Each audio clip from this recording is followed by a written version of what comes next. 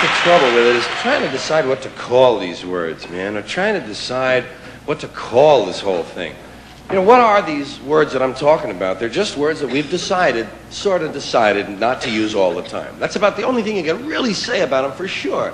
That they're just some words, not many either, just a few, that we've decided, well, we won't use them all the time. Sometimes, well, hell yeah. Sometimes it's okay, but not all the time. And they're the only words that seem to have that restriction. I mean, there are a lot of words you can say whenever you want, you know. Pneumonia! Nobody gives you a lot of... All right, you can't yell it in the hospital a great deal, but what the hell? There are words that you can say, no problem. Topography! No one has ever gone to jail for screaming topography. But there are some words that you can go to jail for.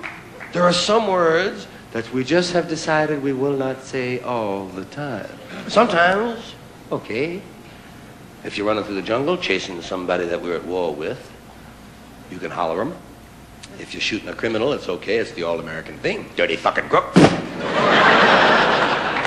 But if you're with the bishop's wife at lunch, it's better not to ask for the goddamn lettuce.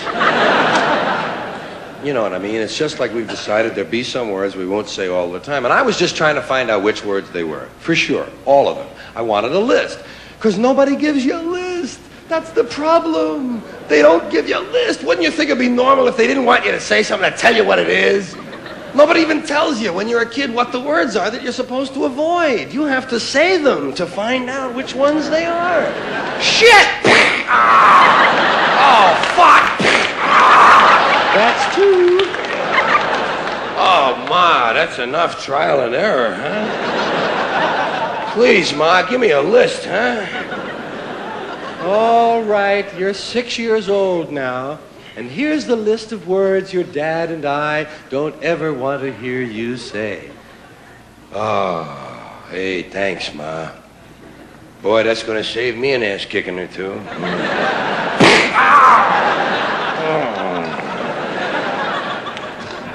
Yeah, you never know what's going to be on the list. Because it's always somebody else's list. You didn't make that up. Somebody told you that shit. They told you, better not say that. So you got to... And you don't know what's going to be on their list. God, people's lists even change from day to day. Some people on Friday night got a list, you know, not about 2 or 3 words. Sunday morning, goddamn, there's 27 words on it. These are the same people 2 days later. Different list. So you got to kind of watch out what you're going to believe from them. The trouble is, I was trying to find out what these words might be. And I wanted to know the ones that you could never say on television. I mean the filthy words that are always filthy. There are a lot of these little two-way, double entendre words that have 2 meanings, words that are okay part of the time. I call them like part-time filth. Some of these words, they're only 50% dirty. You have words like ass. Ass is hardly even a dirty word anymore, but it has a few meanings that you can't say on television. That's what I was talking about. What can you say on television? That's another one of those places where we can't use these words all the time. But some of them are all right some of the time. Ass is all right on television. You can say on television things like, well, you've made a perfect ass of yourself tonight. But you can't say, hey, let's go get some ass.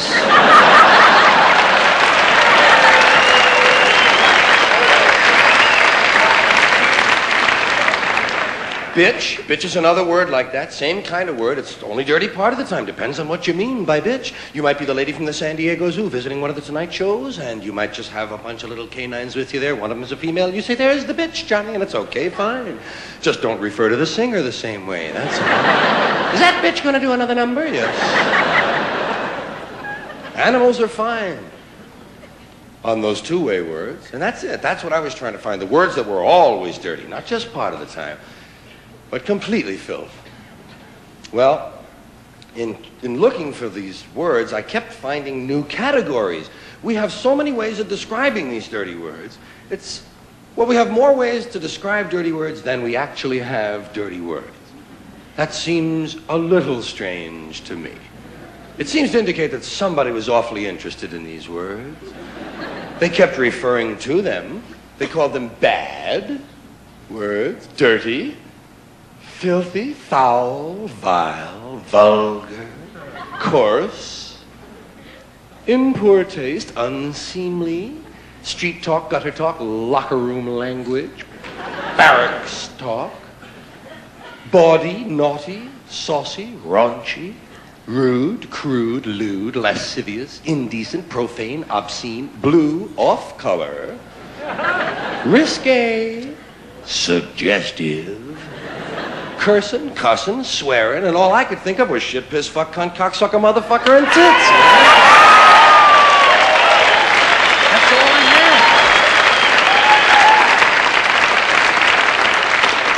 had. Shit, piss, fuck, cunt, cocksucker, motherfucker, and tits. That was my original list. I knew it wasn't complete, but it was a starter set, you know. Shit, piss, fuck... Yes, WBAI is the one who played them. Shit, piss, fuck, cunt, cocksucker, motherfucker, and tits. Now, that was the original list. We've added a few words since then. We've added fart, turd, and twat. And I know there are some other words that many of you are wondering about, why they haven't been considered, why they haven't shown up on the list thus far. We're looking at them all very closely. Some of your favorites might make the list this year. Asshole, ball bag, hard-on, piss hard, blue balls, taint, nookie, snatch, box, pussy, pecker, peckerhead, pecker tracks, jism, joint, donecker, dork, poontang,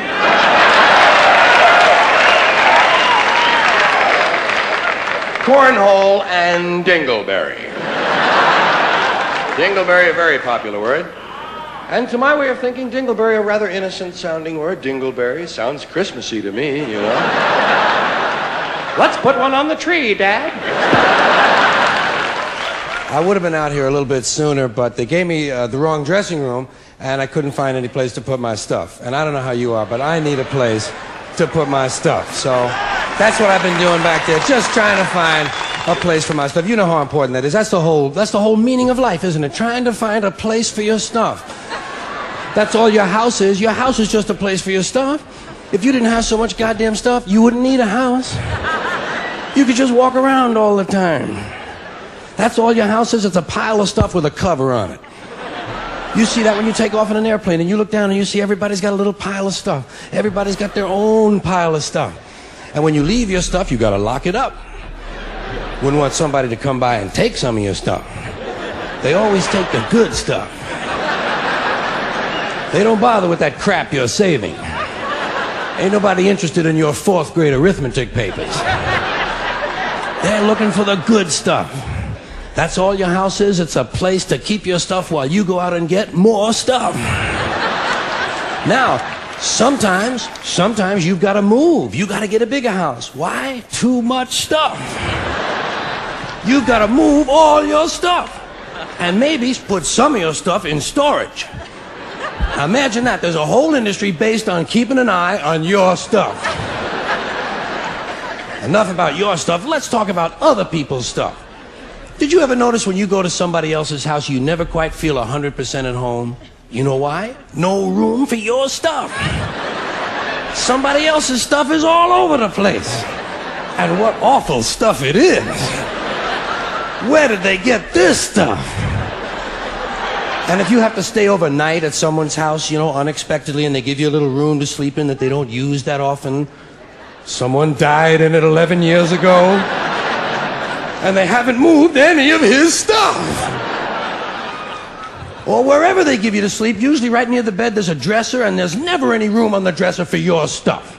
Someone else's shit is on the dresser. Have you noticed that their stuff is shit and your shit is stuff? Get that off of there.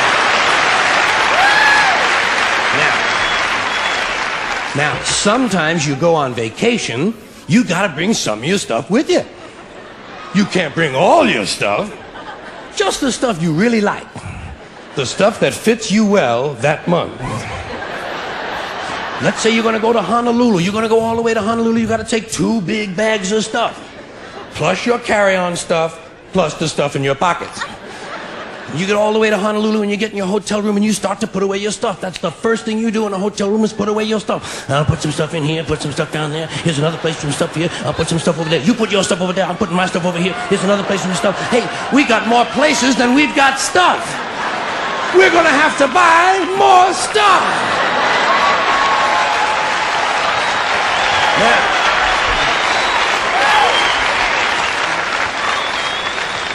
And you put all your stuff away, and you know that you're thousands of miles from home, and you don't quite feel at ease, but you know that you must be okay because you do have some of your stuff with you. And you relax in Honolulu on that basis. That's when your friend from Maui calls and says, hey, why don't you come over to Maui for the weekend? Spend a couple of nights over here. Oh, shit, no. Now what stuff do you bring? Right, you've got to bring an even smaller version of your stuff. Just enough stuff for a weekend on Maui. And you get over, and you're really spread out now. You've got shit all over the world. You've got stuff at home, stuff in storage, stuff in Honolulu, stuff in Maui, stuff in your pockets. Supply lines are getting longer and harder to maintain. But you get over to your friend's house in Maui and they give you a little place to sleep, and there's a little window ledge or some kind of a small shelf, and there's not much room on it, but it's okay because you don't have much stuff now. And you put what stuff you do have up there. You put your imported French toenail clippers, your odor readers with the 45-day guarantee, your cinnamon-flavored dental floss, and your Afrin 12-hour decongestant nasal spray. And even though you're a long way from home, you know that you must be okay because you do have your Afrin 12-hour decongestant nasal spray. And you relax in Maui on that basis. That's when your friend says, hey, I think tonight we'll go over the other side of the island and stay at my friend's house overnight. Oh, shit, no. No! What do you bring? Now you just bring the things you know you're gonna need. Money, keys, comb, wallet, lighter, hanky, pen, cigarettes, contraceptives, Vaseline, whips, chains, whistles, dildos, and a book. Here's some just plain old words that are sort of fun to think of or look at more closely than usual. Things like hot water heater. Have you ever thought of hot water heaters? Pardon me? I said I'd like to buy a hot water heater. What the hell for? Hot water doesn't need to be heated. You must want a cold water heater. How about a hot water cooler?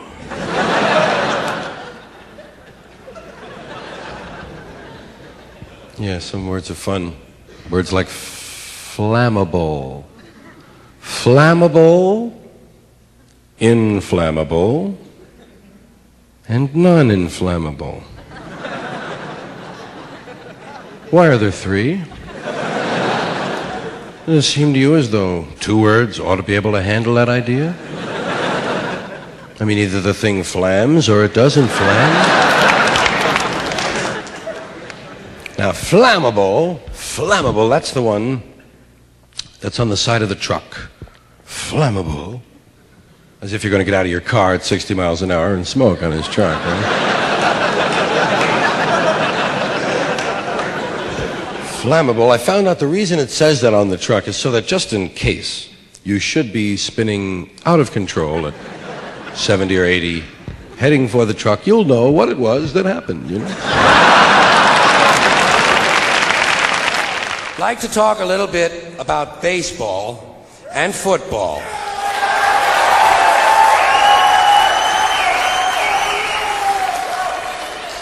Starting with baseball. Baseball is different from any other sport in a lot of different little ways. For instance, in most sports, you score points or you score goals. In baseball, you score runs. In most sports, the ball or the object is put in play by the offensive team. In baseball, the defense puts the ball in play, and only the defensive team is allowed to touch the ball. In fact, in baseball, if an offensive player touches the ball intentionally, he's out.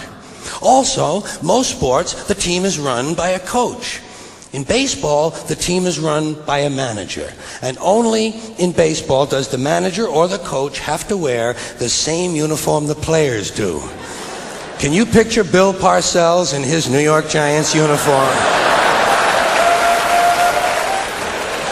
Now, baseball and football are different from one another in other kind of interesting ways, I think. First of all, baseball is a 19th century pastoral game. Football is a 20th century technological struggle. Baseball is played on a diamond, in a park, the baseball park. Football is played on a gridiron in a stadium, sometimes called Soldier Field or War Memorial Stadium. Baseball begins in the spring, the season of new life. Football begins in the fall when everything is dying. In football, you wear a helmet. In baseball, you wear a cap. Football is concerned with downs. What down is it? Baseball is concerned with ups. Who's up? Are you up? I'm not up. He's up. In football, the specialist comes in to kick. In baseball, the specialist comes in to relieve someone. In football, you receive a penalty. In baseball, you make an error. Whoops! Football has hitting, clipping, spearing, blocking, piling on, late hitting, unnecessary roughness, and personal fouls. Baseball has the sacrifice. Football is played in any kind of weather. Rain, sleet, snow, hail, mud. Can't read the numbers on the field, can't read the yard markers, can't read the players' numbers. The struggle will continue. In baseball, if it rains, we don't come out to play. I can't come out to play. It's raining out.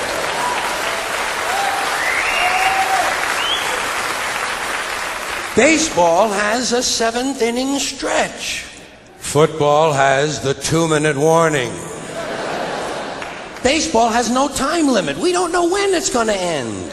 We might have extra innings. Football is rigidly timed, and it will end even if we have to go to sudden death. In baseball, during the game in the stands, there's kind of a picnic feeling. Emotions may run high or low, but there's not that much unpleasantness. In football, in the stands during the game, you can be sure that at least 27 times you were perfectly capable of taking the life of a fellow human being. Preferably a stranger. And finally, the objectives of the two games are totally different. In football, the object is for the quarterback, otherwise known as the field general, to be on target with his aerial assault, riddling the defense by hitting his receivers with deadly accuracy, in spite of the blitz, even if he has to use the shotgun. With short bullet passes and long bombs, he marches his troops into enemy territory, balancing this aerial assault with a sustained ground attack which punches holes in the forward wall of the enemy's defensive line.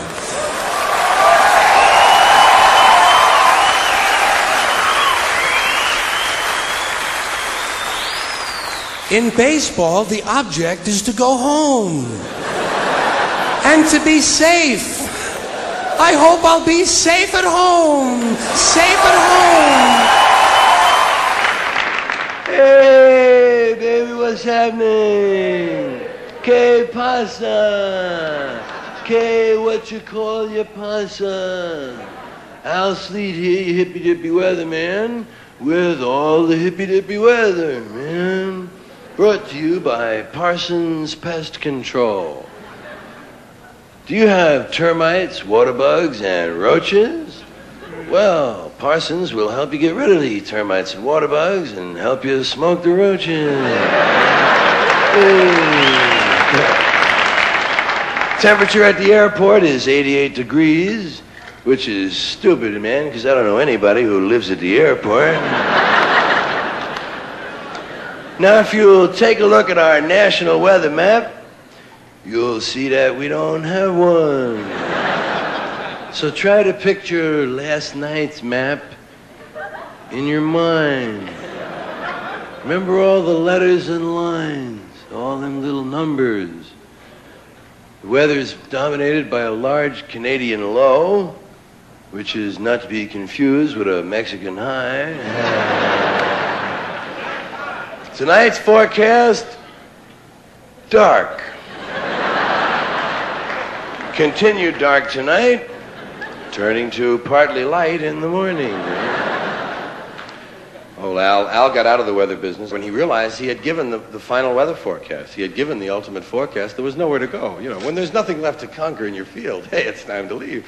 And old Al had given the ultimate forecast. He told us, he said one night, that the weather will continue to change on and off for a long, long time. And he was gone from us. God bless Al. I love that dog. I've never seen him and I love him. He's gonna be wonderful when I meet that dog. Lots of people got lots of goddamn doggies. And you don't even have to have one to learn about doggies. Your friend might have a dog. It could be your friend's dog. That makes him your dog friend. You go to visit your friend, his dog is there, and you can pet him too. Hi, hello, how are you, Sneezy? You're wonderful. Hello, goddamn. And for that moment, he's your dog.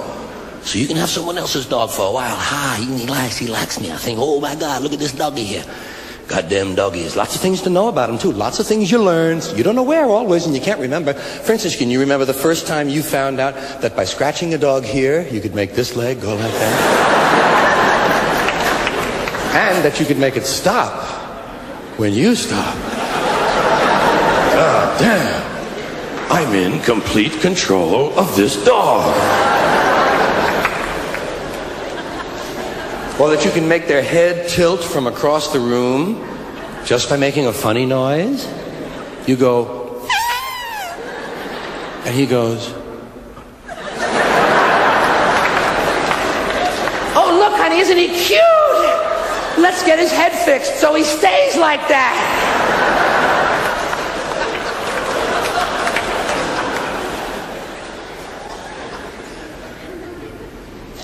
Did you ever spell in front of your dog? Some of them are smart. You got to spell. Honey, do we have any more B-O-N-E-S? B-bone. They know the sound of B alone. B-bone, bone, bone, bone, bone, bone, bone. Take it easy, take it easy. And sooner or later, what's going to happen with the little dog? Sooner or later, lying on the bed, he's going to create an incident. He's going to make one of you humans turn to the other and say,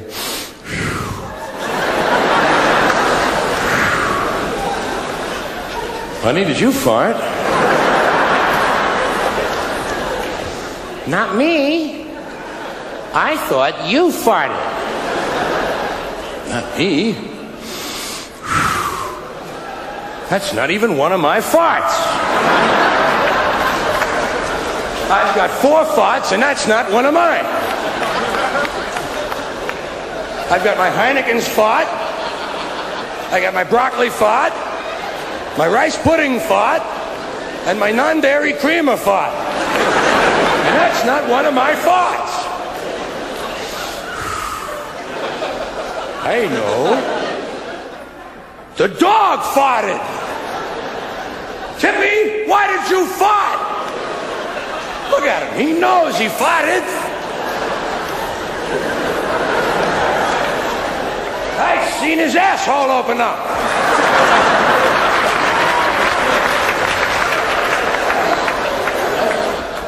I seen it. Well, I happen to be looking at his asshole by chance. What kind of a question is that? I thought he was doing them deep breathing exercises. You see, dogs have nothing to do. There's no job description for a dog. They're forced to wait for something to happen that they can get in on. If you do something, they'll be glad to join you. But they rarely initiate any activity on their own. They're just waiting, waiting, waiting and waiting and waiting. Waiting to come in, waiting to go out, waiting to eat, waiting to crap, waiting to wake up, waiting to sleep, waiting to go upstairs, waiting to go downstairs. Sometimes they're just waiting to wait. You ever seen a dog just standing there?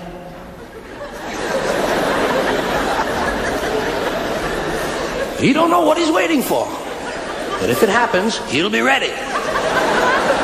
Just a waiting and a waiting. Waiting for you to come home. They don't understand time. Dog doesn't know the difference between an hour and a half or next week. He thinks you're going to be gone forever. That's the only time period dogs really understand. Forever. That's how long they think everything lasts. That's how long they think everything takes. Forever and ever. Did you ever scratch your dog behind the ears? Oh boy, they love that, huh? Oh boy, you're scratching your doggy behind the ears and he really loves that. And you're looking at him and everything. And when you finally stop, he looks at you like you're a criminal. He thought it was going to go on and on and on. Same thing when you feed them. As soon as they get finished, they say, where the fuck's the food? They thought it was the loaves and the fishes. It was going to last forever and ever. Dog don't know. They must think we're going to be gone forever. Otherwise, why would they act the way they do when we finally get home? Oh boy, oh boy, oh boy, oh boy, oh boy, oh boy, oh boy, oh boy, oh boy, oh boy, oh boy, oh boy, oh boy. I thought you were never going to come home. I thought you were never going to come home. I thought you were never going to come home. I thought you were never going to come home. I didn't know what to do. You know what? I didn't know how to operate the can opener. How do you operate the can opener? I didn't know what to do, man. What do you push it down? I couldn't think of it. You know what? You know what I did? I took a can of dog food and I rolled it down the hill and hope a truck ran it over. That's what I could think of, man. Really hungry, man. I mean, they'll do that if you even just forgot your hat. You come back in 8 seconds. Oh boy, I thought you were never going to come home. I thought you were never going to come home. I was going to eat the bird. I couldn't find the bird. Where the fuck's the bird? And you leave the bird. Will you stop it? I was just here.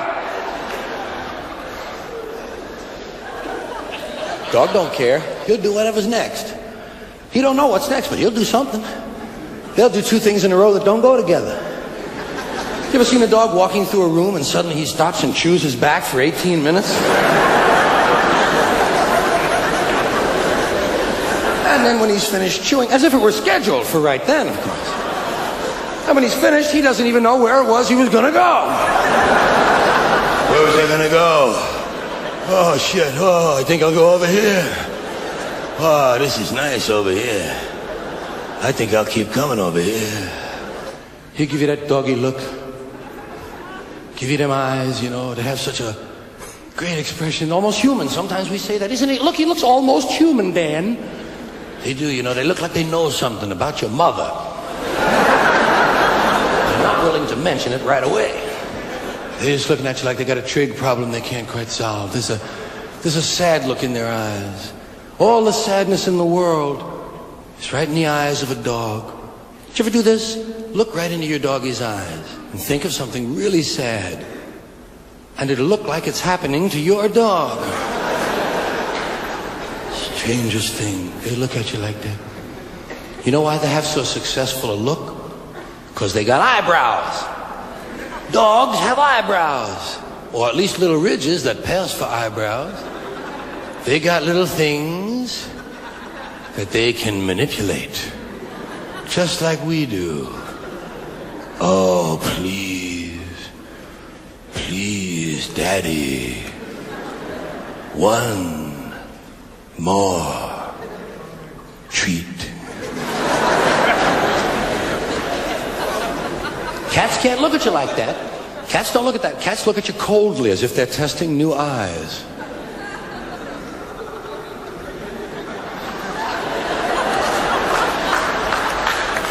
Reason cats look different, cats don't have eyebrows.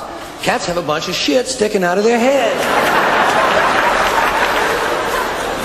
They thought it was going to be an eyebrow, but it didn't work out. Let's not tell them. They think it's an eyebrow. It's just a bunch of shit sticking out of their heads. Cats are cute. Cats are goddamn cute.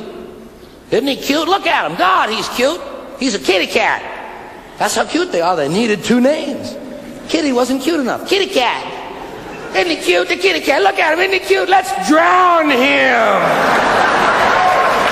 You little goddamn kitty cat. Ain't he? Look. Stick him on the wall. See if he hangs up there. Whoa. Little goddamn kitty cat. They're so goddamn cute.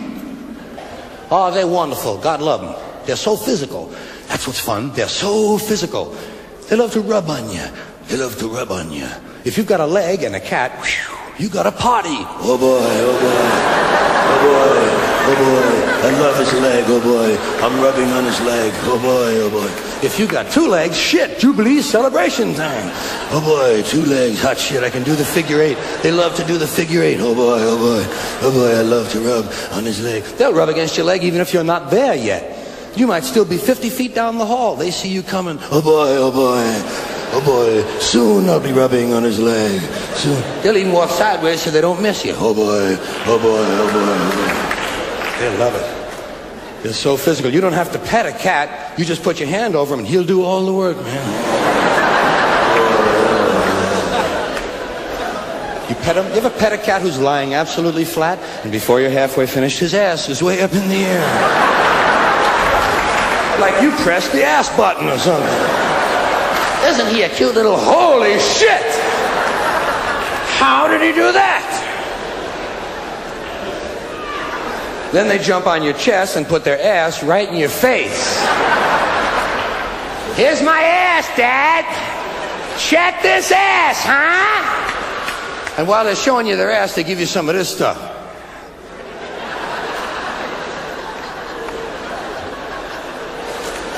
I say, get him off of me! Jesus, I hate that. I don't even know what it is, and I don't like it. Look like they're into some bad drug. There's one other quality cats have, which I admire. Cats don't accept blame. They don't embarrass at all.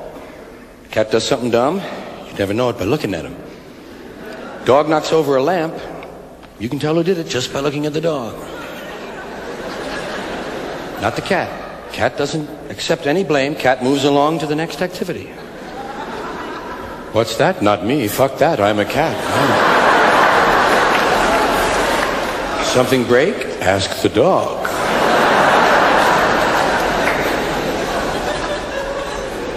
Cat doesn't get embarrassed. You ever seen a cat race across a carpet and crash into a glass door? I meant that. I meant that. I meant that. That's exactly how I wanted that to look. Fucking meow. Fucking meow. Fucking meow. That's what they say when they get behind the couch. Cat's too proud to let you see him suffer. But you look behind the couch and you'll find your cat recuperating from a domestic accident. They got little slings and walkers, you know. Tried to make the window from the lamp.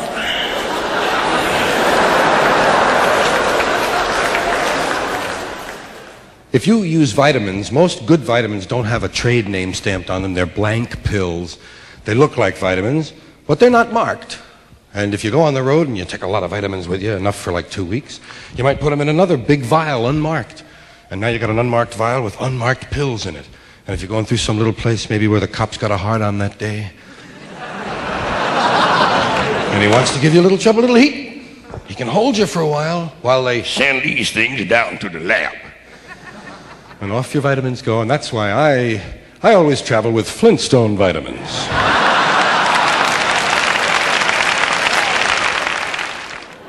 So the words, as I say, shit, piss, fuck, cunt, cocksucker, motherfucker, tits, fart, turd, and twat. Now, motherfucker came off the list immediately. The first day, in fact, I had a call from an English language purist. Some guy he had to talk, you know, he got on the phone. He tells me I have a duplicate on my list. I have a duplication. He says, motherfucker is a duplication of the word fuck, technically. Because fuck is the root form, motherfucker being derivative, therefore it constitutes duplication. And I said, hey, motherfucker, how did you get my phone number anyway? I didn't even know I got the phone. I said, look, man, it may be derivative, but you still can't say it. You still can't say motherfucker on TV, can you? He said, no, but you can't say fucky, fucking, fuckola, fuckaroony, or fuckerino either. Well, I said, yeah, that would crowd up my list something awful. So I just struck that motherfucker, or wait, struck it from the list. Motherfucker was gone. Now the list was shit, piss, fuck, cunt, cocksucker, tits. Shit, piss, fuck, cunt, cocksucker, tits. Doesn't it sound like something's missing? Does it sound like an old friend is gone? Shit, piss, fuck, cunt, cocksucker, tits. Remember the old rhythm? Shit, piss, fuck, cunt, cocksucker, motherfucker, tits. Cocksucker, motherfucker, tits. Cocksucker, motherfucker, tits. Cocksucker, motherfucker, tits. Now, shit, piss, fuck, cunt, cocksucker, tits. It falls apart. It isn't going anywhere. And by now, cocksucker is the dominant word on the list. Previously, with motherfucker on the list, cocksucker was somewhat balanced out. They were the only multisyllabic words on the list. But now, cocksucker stands alone. Shit, piss, fuck, cunt, cocksucker, tits. And who knows, maybe it doesn't belong either. After all, motherfucker turned out to be a ringer. Let's take a look at cocksucker. See if this one belongs. We'll divide the word cock and sucker from each other, those words. Sucker isn't dirty. Sucker, it's suggestive as hell.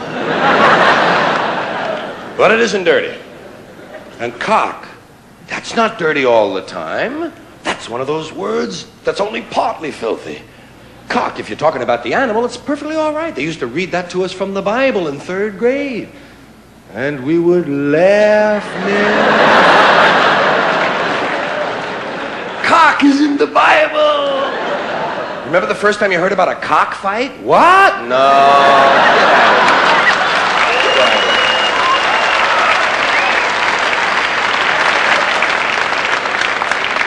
And even the word cocksucker itself has been twisted out of all of its original meaning. It's been distorted. For some reason now, cocksucker means bad man. It's a good woman. How did they do that?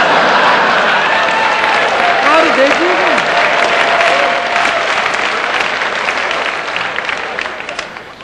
Well, tits is on the end of the list.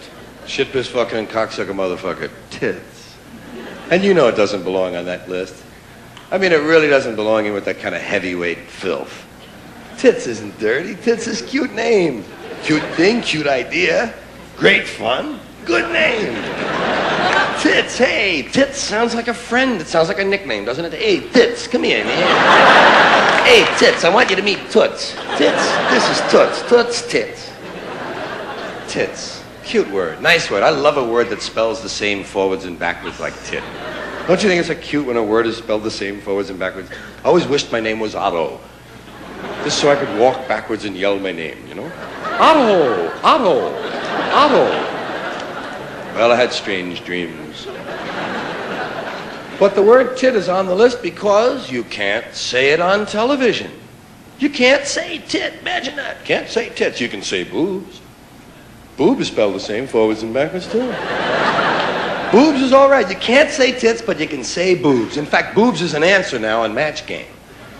I had boobs, Gene. Boobs, $200. Tits, $200 fine, maybe. You can't say tits. You can say teats. Teats is all right, providing you're on at 5 in the morning and a cow is your guest. But you can't say jugs and you can't say knockers, you know. That's right, Danny. Pull on the cow's knockers. Right, grab a knocker in each hand, attaboy. Now alternate knockers. Good deal. Can't say that. Tits. Tits sounds like a snack, you know. Well, I know what you're thinking, but tits sounds almost, it sounds Nabisco to me. It sounds like Nabisco has reserved that name. Because tits sounds like a thing at a party. Pass the tits, would you be? Oh, thanks. Say, those things are responding.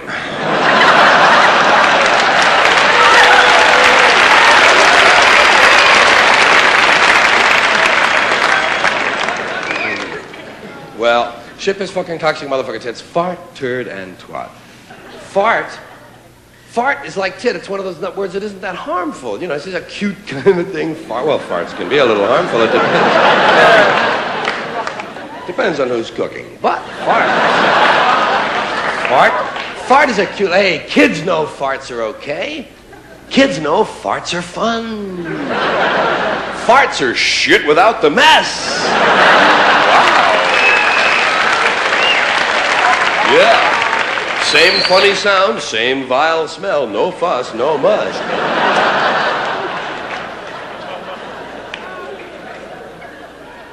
Fart is an interesting word in this respect. Talking about television, fart is extremely interesting because, dig this, you can't say fart on television. We know that. You can't say fart. And you can't say fuck either on television. However, you can refer to fucking. You can talk about fucking. They do that all the time. Some of the times, the show you're watching, two people are probably fucking in the other room. Fucking is all right. Fucking is part of the plot. A lot of plots are based on fucking. Will they fuck? Should they fuck? Have they fucked? Did they fuck? Will they fuck again? Will they get sick from fucking? Are they fucking too much? Will they fuck each other's friends? Will they have a baby from fucking? Will they be sorry they fucked? Will they be glad they fucked?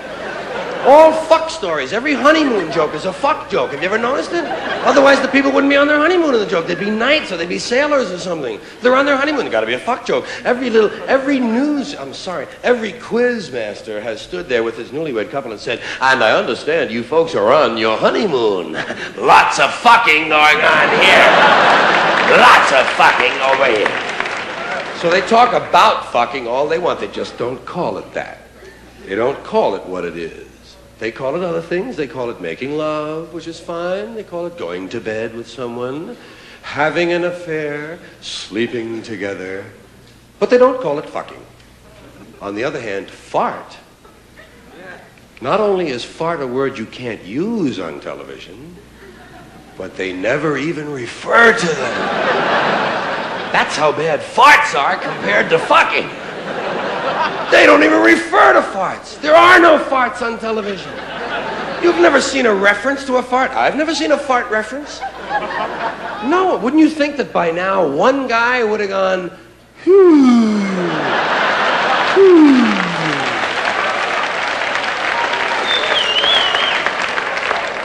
you think by now that one guy on the Johnny Carson panel just once would have said, hey, Ed, move down, man. Woo! Wow.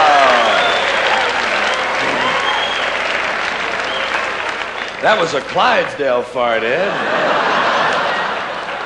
Give me the lighter, will you, Johnny? Wow. Geez, Ed, next time you're sick, you ought to see the nurse, you know? God, it's not the smell so much. It's the burning of my eyes!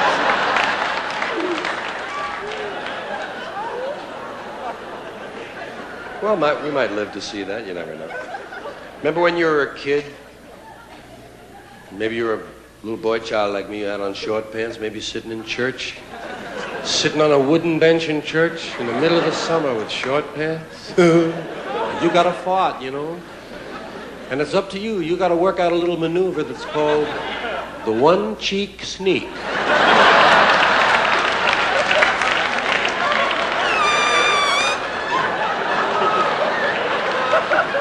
Right in tune with the organ. That's why they call them pews, you know? Pew! Pew!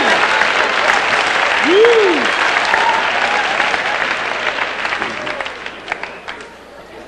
Did you ever notice that your own farts smell okay?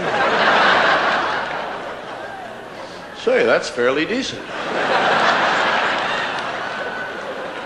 I think I'll stay home today.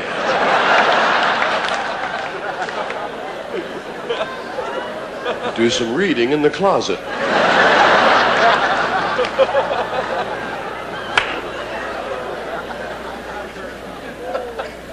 Now, I mentioned the 3 extra words, fart, turd, and twat. Turd is another word you can't say on television, turd. But, you know, when you get right down to it, who wants to say it? I don't even care if I ever hear that one again. Twat. Twat is on the list for the same reason. It doesn't mean anything else. You know, it only has that one meaning. Twat's twat, and that's that. It's not like prick. Prick is one of those part-time dirty words. Prick is all right. You can say prick on television. You can say, I pricked my finger. Just don't say you fingered your prick. Now, the dog might just embarrass you if it gets the chance. Let's go out to the front of your house, out to the living room. And you're there now with your doggies there, of course. And you have some friends in, some neighbors over sitting around the coffee table. And chit-chat, you know, talking to each other. You brought your Pepsi down, but fuck them, let them get their own Doritos. I'm not here to feed the neighborhood.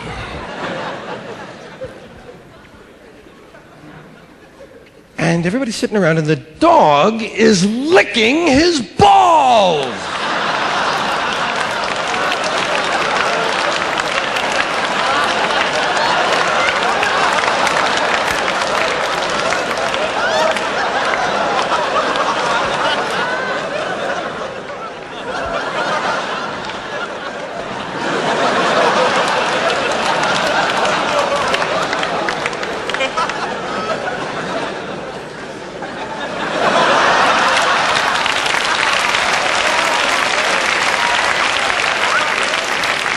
And nobody mentions it.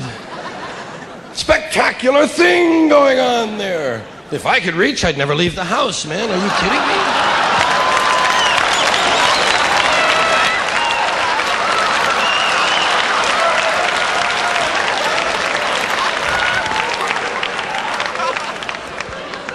They don't even mention it.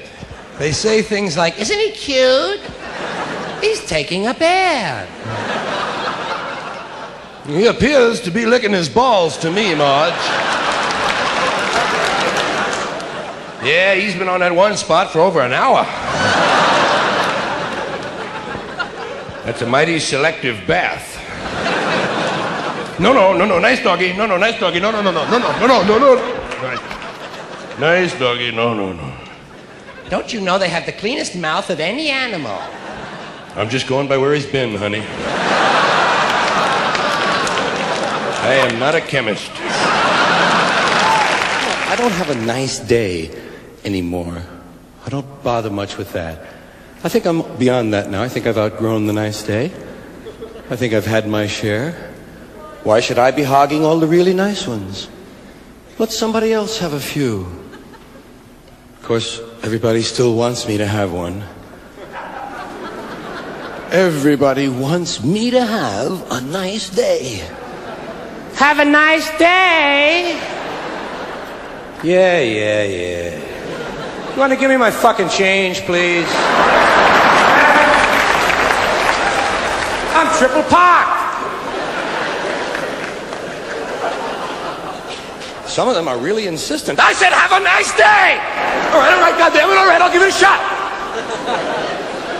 That's the trouble with have a nice day. It puts all the pressure on you.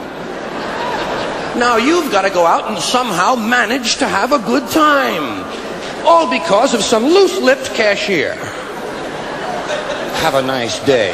Maybe I don't feel like having a nice day. Maybe, just maybe, I've had 116 nice days in a row. And I'm ready, by God, for a crappy day. I'll never hear that. Let him wish one of them. Hey, have a crappy day. Thank you, and to your wonderful family as well. Crappy day. Hey, that'd be easy. It's no trouble at all. A crappy day. Just get up. There's no planning involved for a crappy day. I know what it is that bothers me about that whole thing. It's the word nice.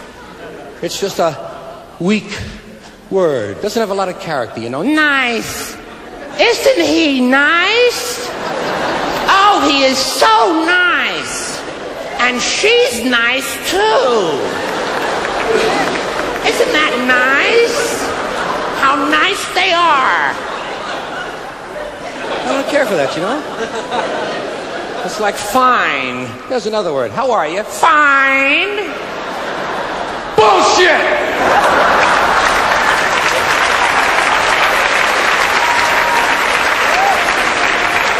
Nobody's fine. Hair is fine. How's your hair? Fine. That makes a lot more sense to me. Some guys are great. You ever meet those guys? Great. Isn't this great? God damn, this is great. Look, they're going to kill that guy. Isn't that great? That's great.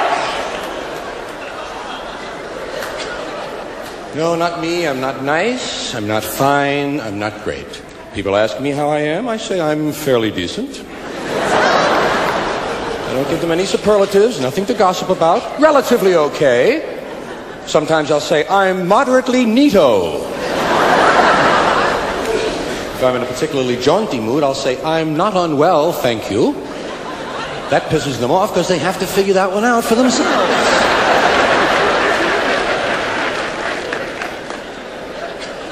So, reminds me of something my first grade teacher used to say to me. Little lady. She used to say, "You show me a tropical fruit and I'll show you a cocksucker from Guatemala."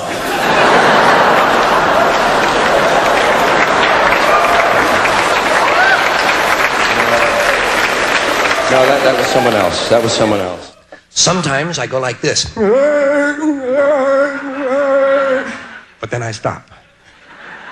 This has been one of those times.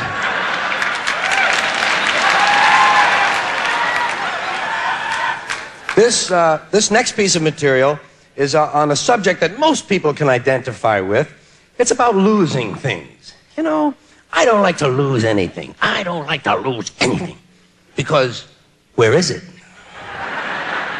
See, basically, that's the part that bothers me the most. I'm a practical guy. Where is it? I just had it. You know that feeling? It was just here. Where is it? I don't know. It's gone. That's true. It's lost. I know. Where could it be? Could be anywhere. Maybe it'll come back. Maybe, but not yet. It's gone. That's true. Are we going to go through this shit again? Where do these things go when they're lost? There are some things, I don't even care if I ever get them back. I just want to know where the fuck they went. And losing things is one of those things in life that's even worse when you're a child. Much worse to lose something when you're a child because people get on you for it. You know, it's double jeopardy. Not only is the item gone, but you're catching shit from up here. You what? I lost my yo-yo. Well, where did you have it last? Hey, if I knew that, I would still have my yo-yo. Well, it must be somewhere, right? Well, it just didn't get up and walk away. That one always got to me. It just didn't get up and walk away. One time I lost the cat. It just got up and walked away. And she actually started to say it. Well, it just didn't get up and... Hey, Ma, I think you figured this one out. Where do things go when they're lost? You know what I think? I think there's a big pile of things somewhere. I think there's a big, constantly changing pile of things that are lost. You lose something, and whoosh, it goes to the pile. Then you say, oh, look, there it is. Right back from the pile. And you didn't even know there was a pile. And where is the pile? In heaven, of course. Has to be in heaven. That's the first thing that happens when you get to heaven. They give you back everything you ever lost. That's the whole meaning of heaven. You get back everything. Here you are, 79 pairs of sunglasses, 212 cigarette lighters, 4,983 ballpoint pens. And here's a jockstrap we found on the Golden State Freeway. It appears to have mule hoof prints and chocolate sprinkles on it. Must have been quite an evening. Yes, you get back everything. You get back well, not everything. You don't get the big things back. Good judgment, that never comes back. Your tonsils, your appendix, they keep those for display purposes. Virginity, you don't get that back because you were in such a big hurry to get rid of it in the first place. But you do get all your wallets. You get back every wallet you ever lost. No cash. It's just like Earth. Right. They keep the money as a prayer offering. Speaking of heaven, you know what else they have in heaven? They've got a special room for every balloon that ever got away. Yeah, next time you see a balloon drifting off by itself, relax. Soon it will be with its friends in the balloon room off the main hall in West Heaven. And that makes me happy. You know why? Because I'm a balloon guy. I am. I don't mind admitting it right in public. I'm a balloon guy. I love a balloon. You know what I say? I say, give me a balloon. Sometimes I say it loud. Give me a balloon! Most people don't pay any attention to me. Let's get back to losing things.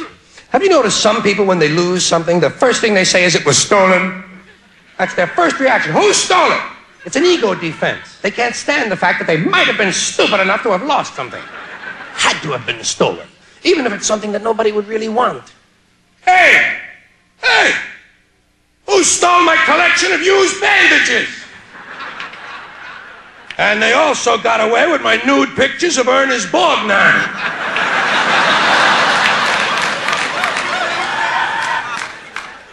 Did you ever notice this when you've lost something? That the longer you look for it, the stranger the places get that you're looking?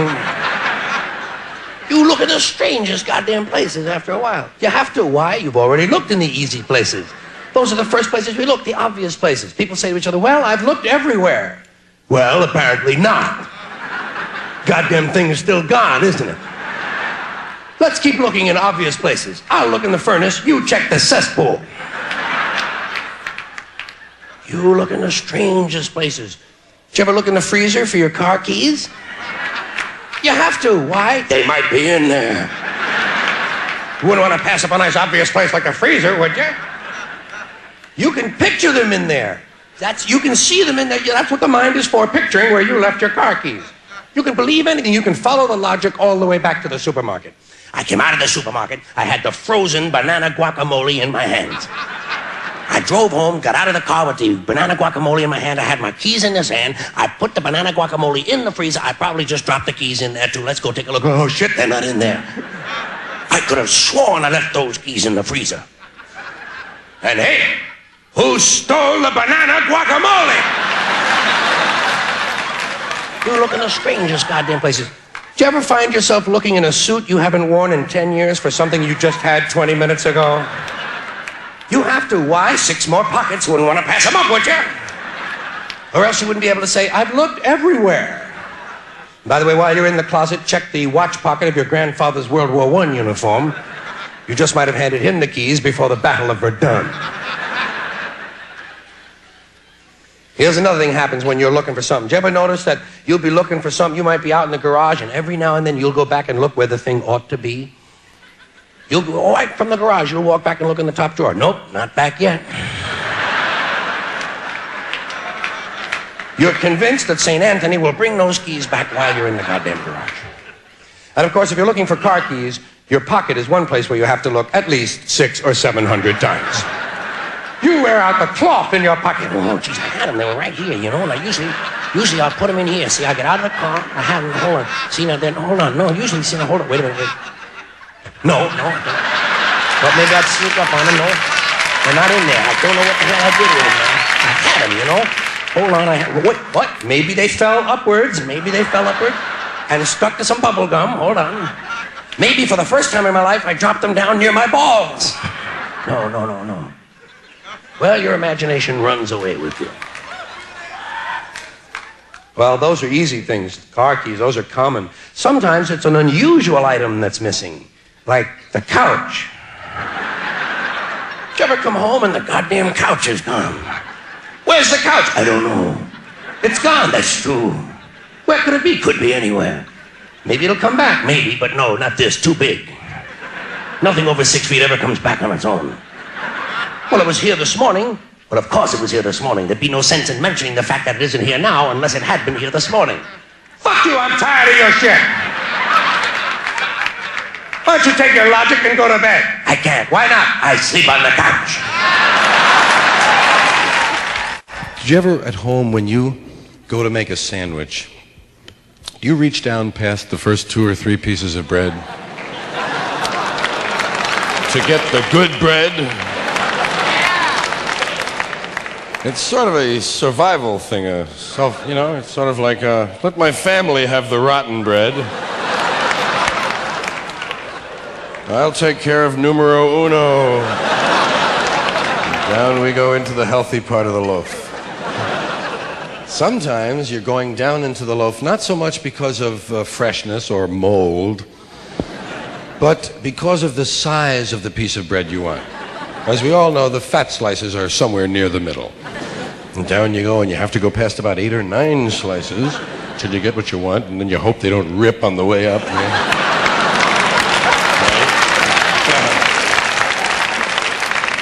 And just before you get them out, the top 8 slices go boom and fall the other way. Oh, shit, I just leave them crooked, don't you? Yeah. Let them think a burglar made a sandwich, you know. Not me, honey, I didn't do that. I never do that. That's like, who the fuck is it in my house who puts away the milk carton with this much milk in it, man? Who the fuck put that away? I thought that was full.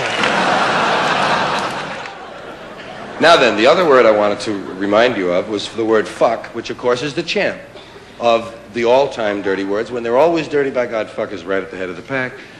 Fuck's a good, strong word. It's a good, strong word for its purpose, and it's a word that a lot of people have trouble with. It's an honest word. It's a forceful word. It has a lot of emotional baggage with it. When you hear the word fuck, you're not just hearing the word, you're hearing everything you ever heard about fucking. I mean, we have a lot of attitudes about fucking. Some of them are rational and some of them aren't. Some of them have joy in them, some have guilt and fear and all sorts of things, and the word fuck carries with it a lot of emotional baggage. When they say fuck, you go, what? Oh, good. Oh, I thought you meant do it right away. God, you know, it's just a word that, well, it'll clear the room awfully quick in some households.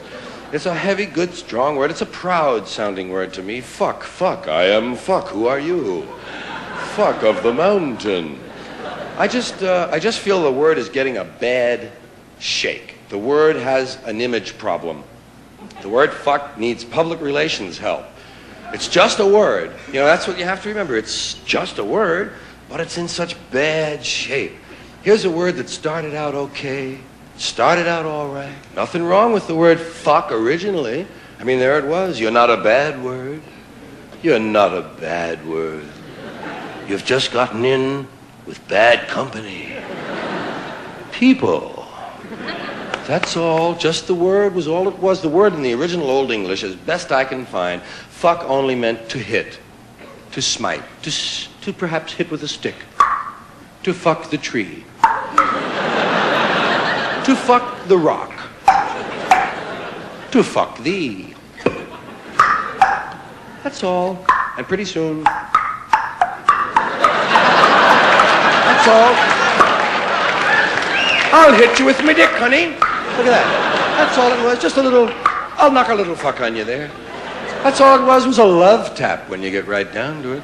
That's all fuck ever meant. All fuck ever meant was to make love and to make life at the same time. That's pretty magic. I mean, the pretty noble things we think about, making love and making life. Here was fuck hanging around with words like love and life. How did it get such a bad reputation? We fucked it up. Yeah, well,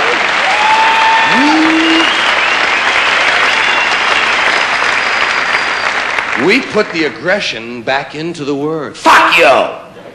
Fuck you, you fuck! Fuck you, you fuck! Who the fuck do you think you're fucking with? Some kind of a fuckhead? Fuck you! Who the fuck do you think you're fucking with? Me? Don't fuck with me, I'll fuck over you. You fuck with me and you'll get fucked, you fuck! Don't fuck with me, I'm the fucker. Don't fuck with the fucker. God, it sounds like combat, man. It's got an awful lot, there's an awful lot of hostility in the way that word is used. There's an awful lot of aggression going down in the name of fucking. Imagine that. The word make love, not war. Someone pointed it out finally. They made it very clear for us. Make love, not war. I wish I had thought of that phrase, you know? I really would have been very happy with myself if I had thought of that one. Man, I would have retired the same day. I would have left my car at the red light, man. I say, that's it, folks. I'm going to the beach. You got it. Make love, not war. Well, I didn't think of it. But I do have my own phrase. Make fuck, not kill.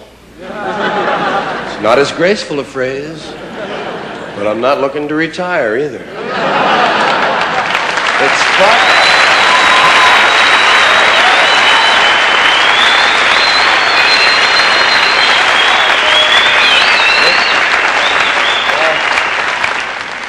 The whole idea of make fuck, not kill is simply to switch the meanings of the words. I suggest that for 1 year, we trade meanings on fuck and kill. Just fuck for kill and kill for fuck. That's it. Don't worry about what they really are. Someone else will take care of real fucking and real killing.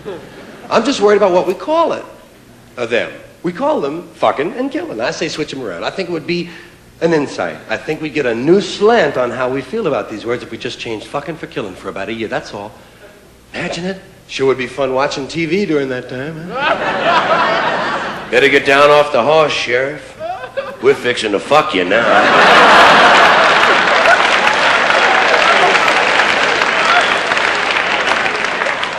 Mad fucker still on the loose.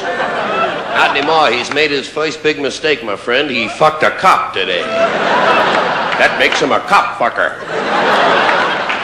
Pardon me, boys. My horse broke his leg. I'm going to have to fuck him. I'll be right back. Shamu, the fucker whale. Oh.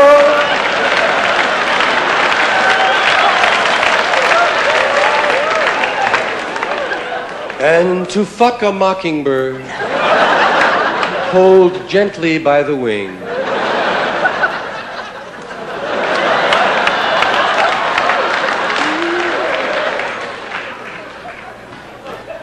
So all I'm trying to suggest is that fuck you can be a positive phrase. If you hear it from across the street, fuck you, okay. Walking, just plain old walking, is a source of a lot of experience we'd recognize. It just, I mean, of course, you know, we walk pretty well. Humans got it down pretty good, wouldn't you say? Hello there. Hi, Dan. Look at this, still walking. Of course, I'm talking about walking erect, right? Yeah, Homo erectus, or whatever he was. This dude, because I mean, it's one of the few things that separates us from the lower animals, walking and hats, right? Rarely see a lower animal with a hat, and if he does, chances are a man put it on him, you know? But there are some animals that walk erect for short bursts. You've seen them, you know.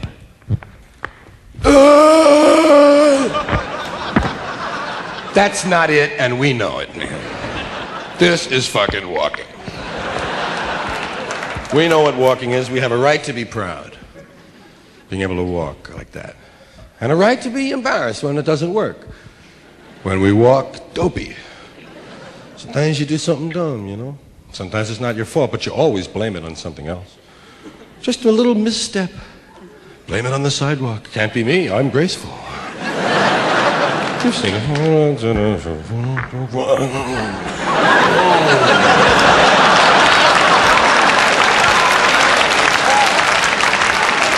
Not me, fucking boulder in the road.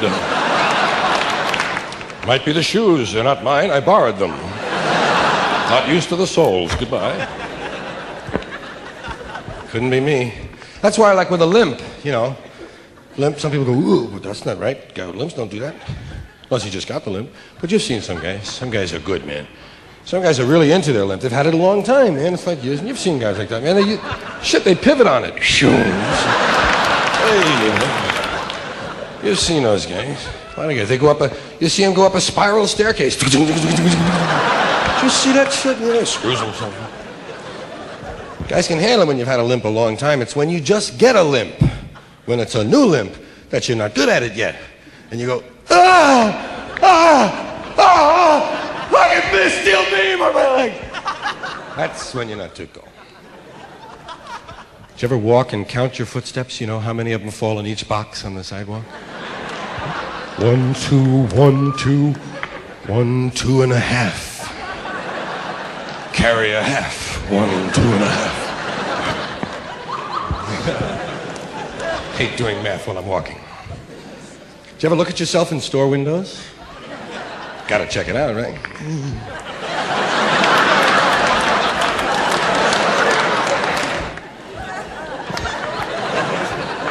Trying to see your profile? Never see it. Sometimes you're walking up the stairs and you think there's another stair.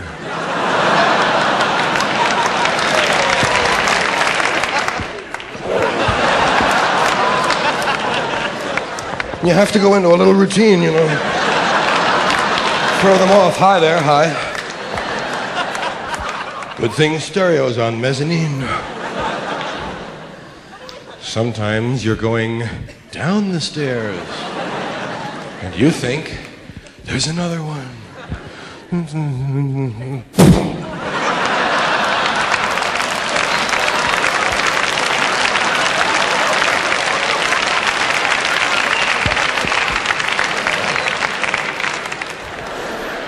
I was what they called a fussy eater. He's fussy. He's a fussy eater. Fussy eater is a euphemism for big pain in the ass. I mean, if I didn't like something, I told them. I didn't play with my food, pick at my food. I said, I don't like that. You make this? I don't like it. Why? They wanted reasons.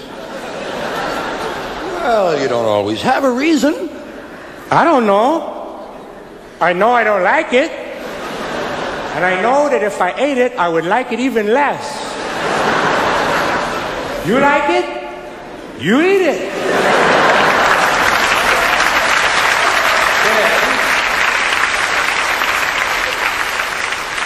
Then they would try to corner me with logic. How do you know you don't like it? If you've never even tried. It came to me in a dream. Some things don't look right. I don't like that, Ma. Don't look right to me. Did you make that? Is there a picture of it in the cookbook? I bet it don't look like that.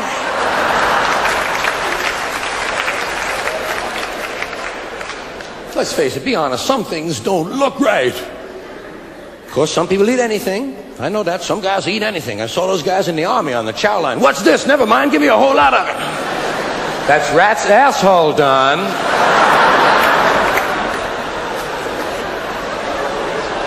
Well, it certainly makes a hell of a fondue.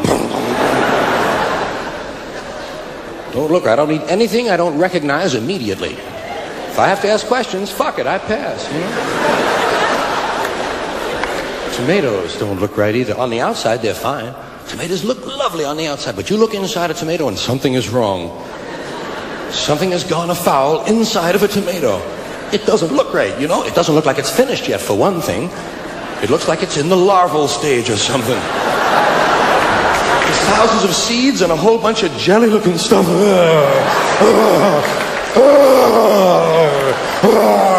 Get it off my plate. It's squishy. It's like that stuff at the end of an egg. And I know it's not the end of an egg. It's the beginning of a chicken. It's hen cum.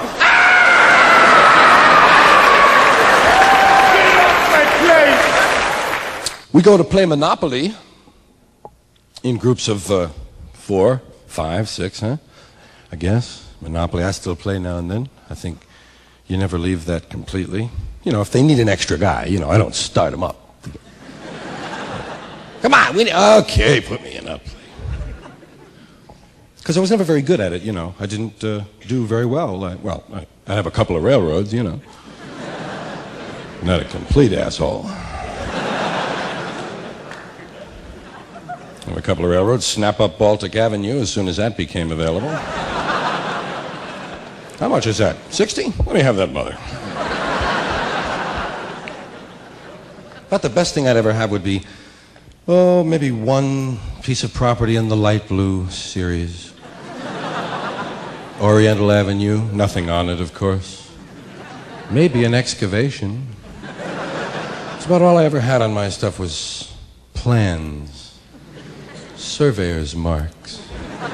All my friends had industrial parks, condominiums, shopping centers, malls. Oh boy, Carlin, you're coming down my side now, man. Wow. Big one. Hot shit, a 12.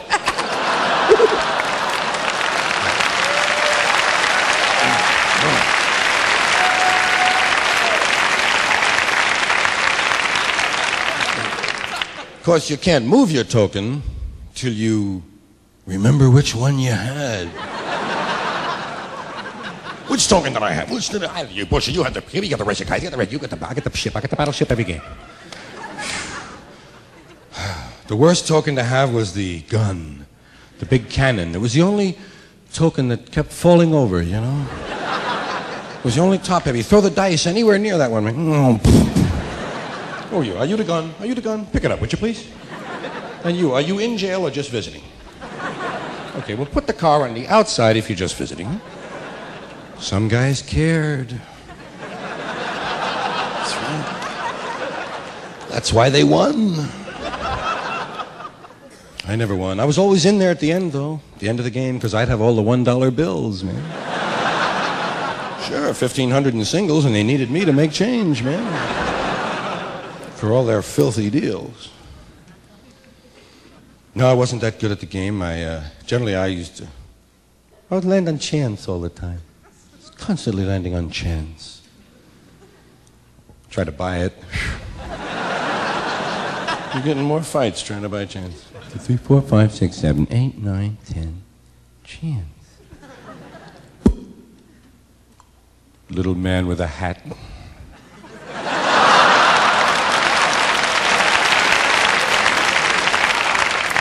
$200 for being an asshole.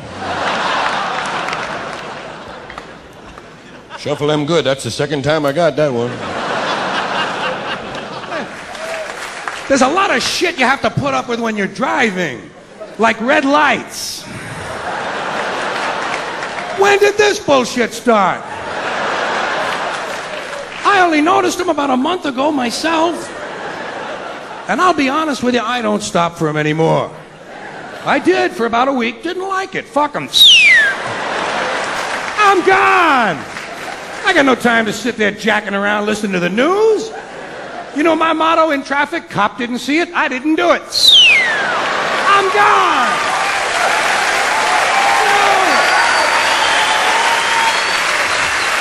Hey, I haven't hit anybody yet. Haven't hit anybody. I've had a few people behind me hit each other, but hey. That's not me, that's back there. Me, I'm gone. And I'm getting a whole lot better mileage. Especially in town. God damn, them sidewalks come in handy, don't they? Well, what are they gonna do if they catch me? Give me a ticket? You know, that's the big fear in some people's lives. Ain't this a bitch? Might get a ticket. You know how to handle a ticket by now, don't you? You gotta be firm with the policeman. Be firm with that policeman. Policemen respect strength. While he's writing out the ticket, you gotta flash him a whole lot of bad looks.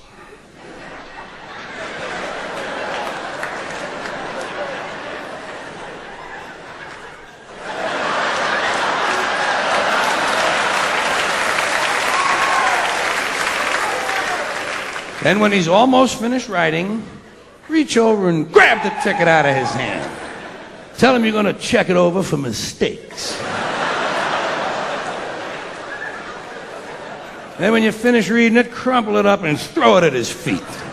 And say, fuck you and your ticket too.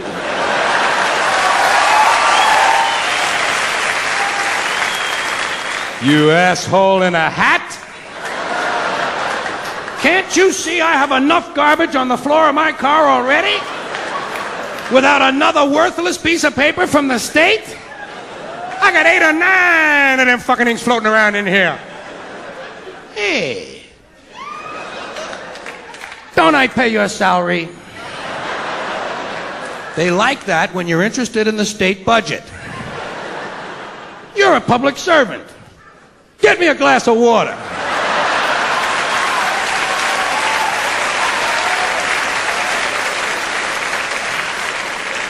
You pin-headed prick! You're holding me up, Jack. People are waiting for me at a party. I got a trunk full of heroin. Get the fuck out of my way, will ya? Tell them it's your car. Tell them it's your car and you do what you goddamn want with it. See, I own this car. My name is on the pink slip. I do what I want, and I own the highway too. That my taxes paid for that. They're both mine. I own the highway and I own the car. I own everything, goddammit! He'll be glad to hear that shit. That's what they like, people who know their rights.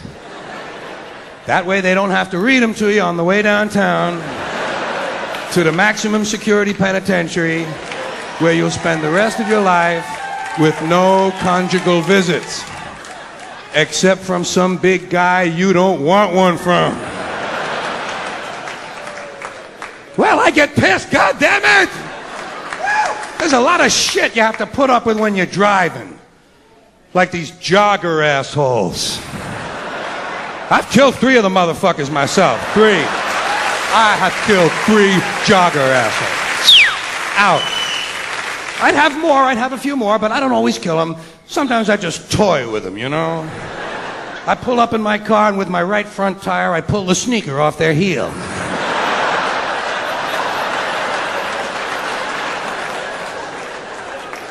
Of course, he can't hear me coming because he has on his Walkman. I'm wearing my Walkman today. I'm cutting the world out. Bullshit you are, asshole. They think they're gonna live longer by jogging. Not if they get near my fucking machine, they're not. You're going away! It's Michelin on Nike time! I don't know which is worse, the jogger assholes or the bicycle riding creeps. These faggots on their bicycles. And they got special little hats, you know, they have special little hats to protect their special little heads. And they all try to act grown up. These bicycle people try to act mature because they know basically they're dealing with a toy, so they try to act grown up by giving hand signals. That makes them feel adult. They give hand signals. He's going to tell me where he's going. I'll tell you where you're going. You're going 30 feet up in the fucking air is where you're going!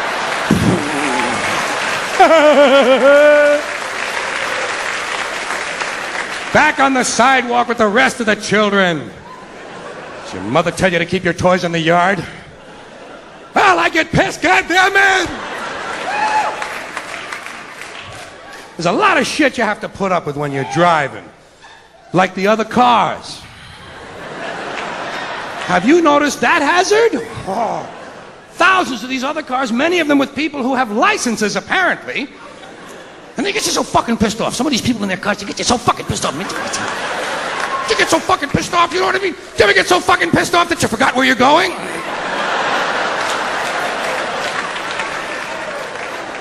Because you got behind someone who isn't going anywhere either? A man with no destination at all? And I say, step on all the pedals, maybe one of them means go! Oh, they get you pissed. I don't know where they come from, but I believe there's an automotive harassment squad that is notified when I leave the house. All right, he's leaving now. Everyone in position. And they're laying for me all along my route. Here's a guy making a U-turn in reverse. Here's a woman backing out of a bush. And each of them has a special talent. Each driver has one thing he does for you. First of all, there's the guy whose turn signal has been on since 1955.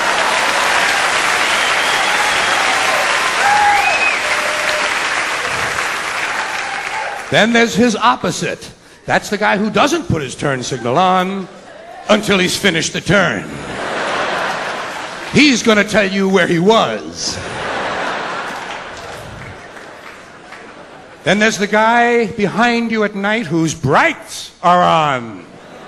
He has his brights on in case you want to read. Well, I just happen to have a copy of Ivanhoe with me.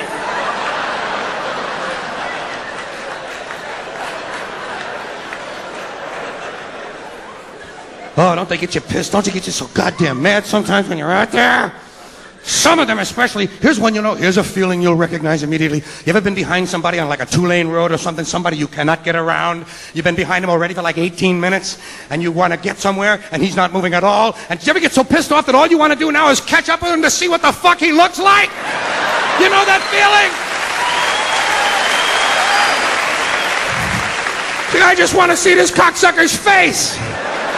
Look, he looks exactly like I thought he would. Constipated!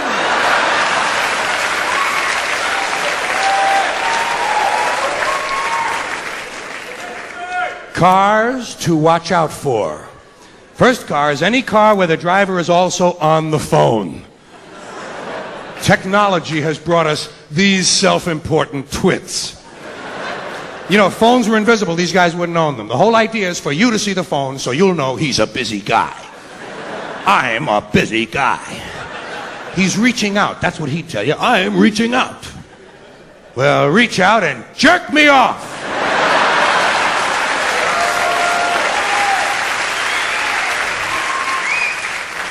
Then there's these people who want you to go ahead of them. This courtesy bullshit that's going around.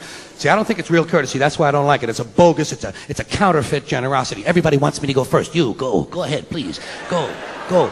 Even when I leave the house in the morning, there's a guy there at 7 a.m. waiting for me. I'm waiting for you to come out so you can go first. Go ahead, go. I think it's a post-Vietnam guilt syndrome of some kind.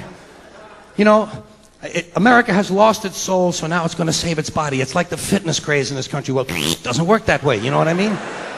Doesn't work that way. And I'm sitting in the driveway. I know I'm sitting there. I'm stuck. It looks like I'm stuck, but I'm not asking for any help. I'm not asking for anything. Just sitting there. And some yo-yo, some putz, some world-class, high-tech, state-of-the-art yo-yo who hasn't had a generous thought since St. Swithin's Day slams on his brakes, kills 3 people behind him, and doesn't ask me to go, tells me to go. You, go. Fuck you! You go! I like it here. I come here all the time. You go. And then when he goes, crash into him. And if he gets out to complain, say, hey, you said to go. Thank you all very much. Have a good time. Good night, Kelly.